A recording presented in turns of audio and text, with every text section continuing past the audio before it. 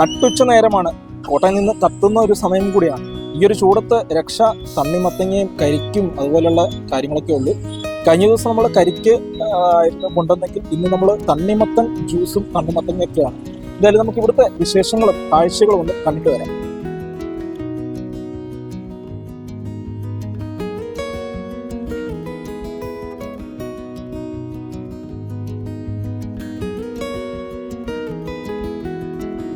ചേട്ടാ, എങ്ങനെയുണ്ട്? ചൂട് എങ്ങനെയുണ്ട് കോട്ടയത്തെ?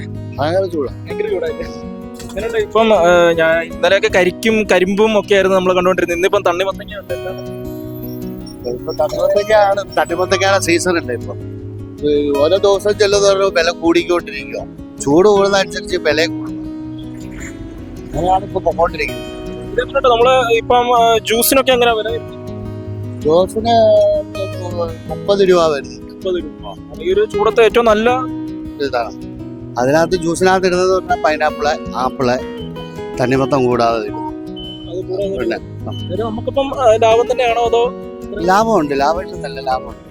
ജ്യൂസ് കൂടുതൽ ചെലവാകുന്നതുകൊണ്ട് ലാഭമുണ്ട്. ആളുകളുണ്ടോ ഈ ഒരു ചൂട് സമയത്ത്?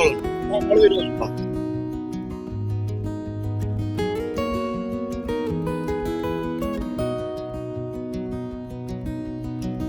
ഭയങ്കര ചൂട്. ഒരു ലക്ഷം നമുക്ക് ഈ ഒരു 11-12 മണിക്ക് അമ്മ അങ്ങോട്ട് ഇറങ്ങാൻ പറ്റും. അടി ഓടിച്ചോലും പോകാൻ പറ്റും. ഭയങ്കര ചൂടാണ്. ഇനി ഒരു 3 മണി കഴിയണം.